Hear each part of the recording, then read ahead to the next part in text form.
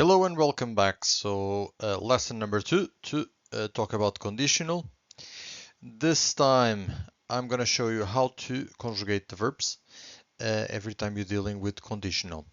So first of all, we only have there are only three irregular verbs. I'm going to show them in a second. First of all, let's see how to conjugate regular verbs, okay? So it's very simple. It's just the infinitive of the verb plus this endings that you can see here. Ia, ias, ia, íamos, iam. So hopefully you still remember that these endings that we have here, that we have to use, that we have to add to the infinitive of the verb when you're dealing with conditional. But I was saying that these endings here, ia, ias, ia, íamos, and iam, it's how we conjugate the verb ir in pretérito imperfeito, right? So when we're conjugating the verb ir in pretérito imperfeito, this is exactly the conjugation that we have to use, right? So ia, ias, ia, íamos, and iam, but this time we have to use these endings with the infinitive of the verb.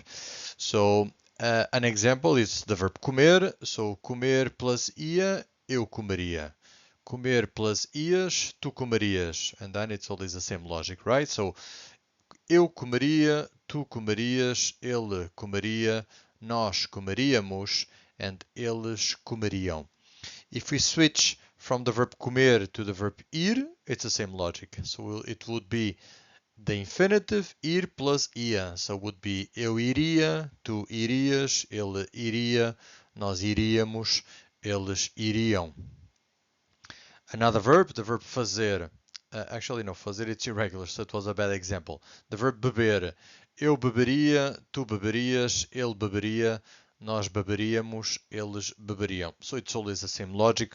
It's very simple, the conjugation, when you're dealing with conditional in Portuguese. Once again, este tempo verbal, so this tense, serve para exprimir desejos, to talk about wishes, to talk about situations, imaginary situations, or to order things, or to invite someone to do something, right? It says here, pode ser, so it can be, quase sempre, almost always, substituído pelo pretérito imperfeito, so replaced by pretérito imperfeito.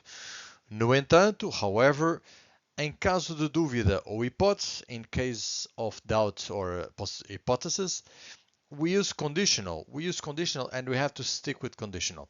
So I told you before that 99% of the cases, if you're dealing with conditionals, if you're dealing with one of those four contexts that we discussed on the previous lesson, one of those four contexts where we have to use conditional, you can use conditional, but you can also use pretérito imperfeito. So once again, a few examples. I could say, eu gostaria de ter Ferrari. Or, instead of gostaria, I could say, eu gostava de ter Ferrari, right? Or another context, I could go, eu iria contigo à festa, I would go with you to the party. Or, instead of eu iria, I could just say eu ia contigo à festa, and eu ia, it's just pretérito imperfeito with the value of conditional, right? So I told you, and I'm going to reinforce that 99% of the cases, if you're dealing with conditional, one of the contexts where you use conditional, instead of conditional, you can use pretérito imperfeito. The only exception is this one here. In case of doubt, we use conditional, and the rule says that we have to stick with conditional. An example, seria ele o culpado, which means could he be the guilty one? So seria, it's conditional, and in this case, it's like a doubt. We're using conditional to express a doubt. In this case, the rule says that we have to stick with conditional. But I'm gonna tell you, to be honest with you, that even in this case, sometimes we switch for pretérito imperfeito. Okay, so I wouldn't waste your energy with this. I'm passing you this information because if you go by the book, in case of doubt, the rule says that we are not supposed to switch conditional for pretérito imperfeito. But to be honest with you, it's not always true, because sometimes we keep, even in this case, we switch and instead of conditional we use pretérito imperfeito. So instead of seria ele o culpado, I'm sure that sometimes people would say era ele o culpado, and era, as you know, it's pretérito imperfeito.